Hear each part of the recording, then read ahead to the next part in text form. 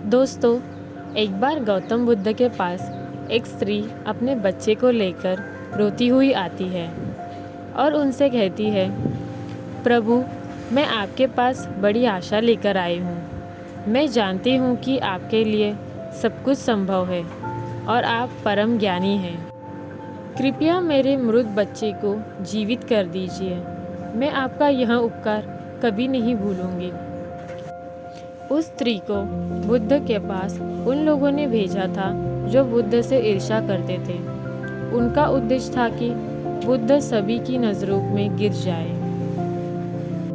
उस स्त्री के पुत्र की मृत्यु वास्तव में हुई थी, परंतु वह नहीं जानती थी कि उसका और उसके मृत पुत्र का इस्तेमाल बुद्ध को नीचा दिखाने के लिए किया जा रहा था।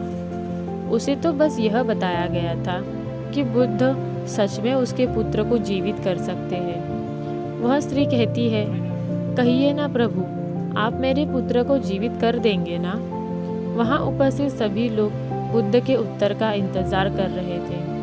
बुद्ध कहते हैं, हाँ, मैं तुम्हारे पुत्र को जीवित कर सकता हूँ।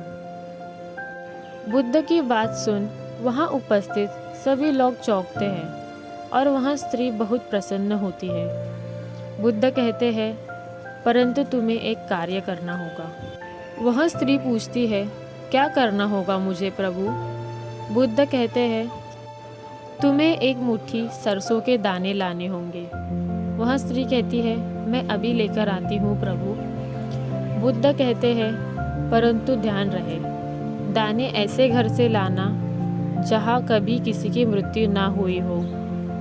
वह स्त्री उसी क्षण सरसों के दाने लेने के लिए अपने गांव में चली जाती है। वह अपने गांव के हर घर में जाकर पूछती है। उसे सरसों के दाने तो हर घर में मिलते हैं, परंतु उसे कोई ऐसा घर नहीं मिलता जिसमें आज तक कभी किसी की मृत्यु ना हुई हो। वह स्त्री समझ जाती है कि मृत्यु जीवन का एक ऐसा सत्य है जिसे कोई नहीं बदल सकता। वह स्त्री बुद्ध के पास जाती है और कहती है, मैं इस बात को कहीं ना कहीं जानती थी, परंतु स्वीकारना नहीं चाहती थी।